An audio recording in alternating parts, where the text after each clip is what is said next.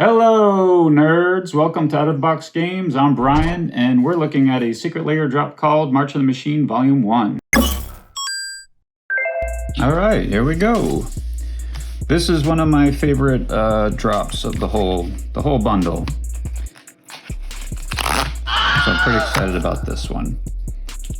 Features one of my favorite green cards. Thank you very much. You're welcome much. And here they are. So we got Wheel and Deal, which is in New Capenna style. I love the gilded foil New Capenna style. Looks great. Oh wow. Oh, I forgot they are what do you call it? Holo foil. Yeah, there we go. Ooh, look at that. Oh, that's nice. Very cool. So that's a 4-drop for blue instant. Any number of target opponents each discards their hands and draw 7 cards. Draw a card. That would be absolutely murder with Sheoldred the Apocalypse. Just imagine that. Cool. That's really nice. Then we got, there it is. That's my favorite one. One of my favorite green cards. I would say top 5 green creature for me, among the top 5. Questing Beast. It's a 4-drop with all kinds of good stuff going on this card. Vigilance, Death Touch, Haste. It's a 4/4. It can't be blocked by creatures with power 2 or less. Combat damage that would be dealt by creatures you control can't be prevented. That's kind of a weird, that particular rule is a little strange. I just feel like it's worded kind of oddly. And whenever Questing Beast deals combat damage to an opponent, it deals that much damage to target planeswalker that player controls.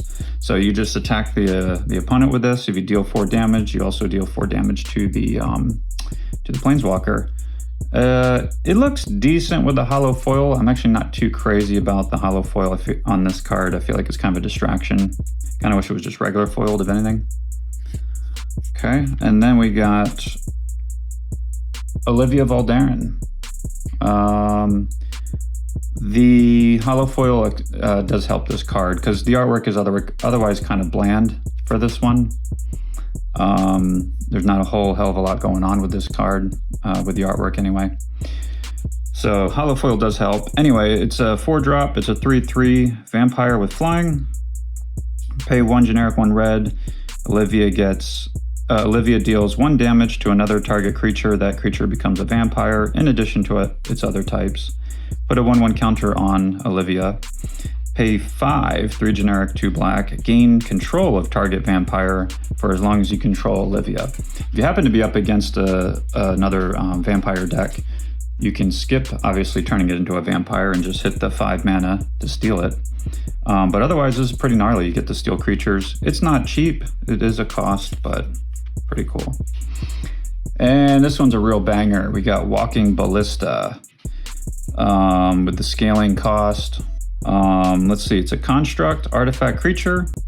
Enters the battlefield with X plus 1/1 counters on it. So basically, you just want to try to pump as much mana into this thing as you can when you cast it. Pay 4 of any color. Put a 1/1 counter on Walking Ballista.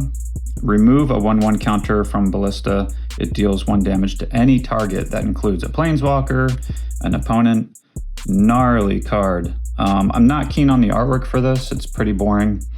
I do like that treatment, that edgy kind of treatment around it. It's kind of neat. I think it's from Kaladesh, I believe.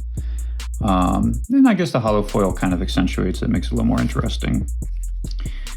Okay, and then we got the World Tree. World Tree, this looks really cool. That's pretty wild. The holo foil does look pretty cool on this. I thought it was going to look kind of like almost too messy, too much going on, but kind of works. Anyway, this is a land, and it enters the battlefield tapped. Tap for 1 green. Okay, nothing crazy there.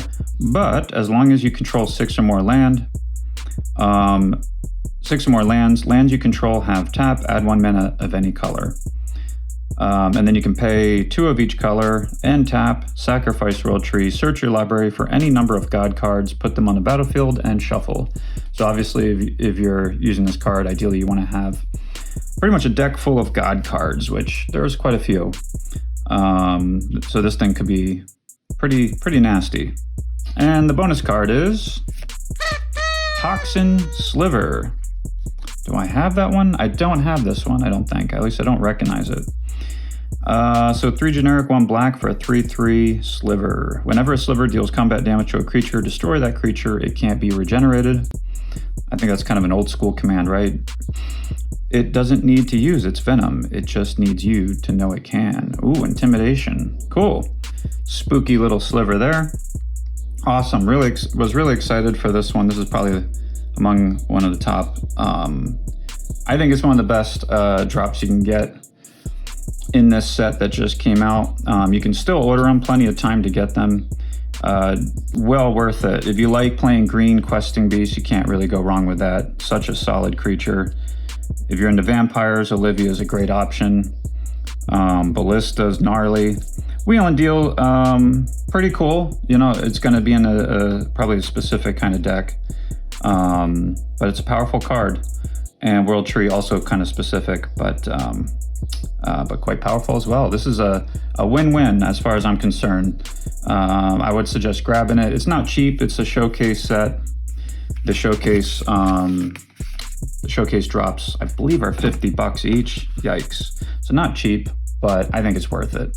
Anyway, let me know what you think. If you agree, disagree, what your favorite card is. Thank you so much for watching. Please like, and if you haven't already, subscribe. See you nerds later. Bye.